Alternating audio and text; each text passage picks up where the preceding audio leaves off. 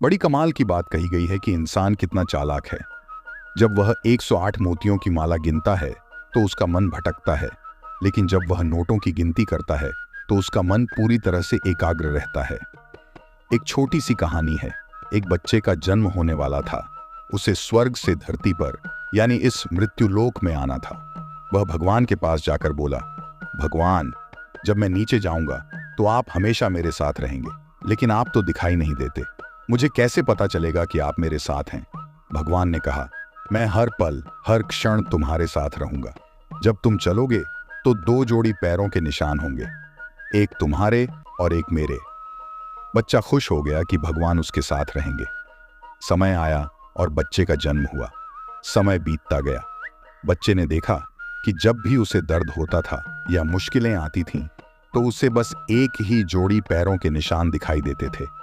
वह सोचने लगा कि भगवान ने तो कहा था कि वह हमेशा उसके साथ रहेंगे, तो फिर दूसरी जोड़ी के निशान कहाँ हैं? बच्चा बड़ा हुआ। उसने जीवन में सफलता और असफलता दोनों देखी। उसने ध्यान दिया कि जब भी जीवन में सुख और खुशियां आती थीं, तो 2 जोड़ी निशान दिखाई देते थे, पर जब मुसीबतें आती थीं, तो सिर्फ एक ही जोड़ी निशान होते थे। एक दिन बच्चा अब बूढ़ा हो गया और उसकी मृत्यु हो गई। स्वर्ग पहुंचकर उसने भगवान से शिकायत की, आपने तो कहा था कि आप हमेशा मेरे साथ रहेंगे, लेकिन जब जब मुझे आपकी सबसे ज्यादा जरूरत थी, तब सिर्फ एक ही जोड़ी पैरों के निशान होते थे।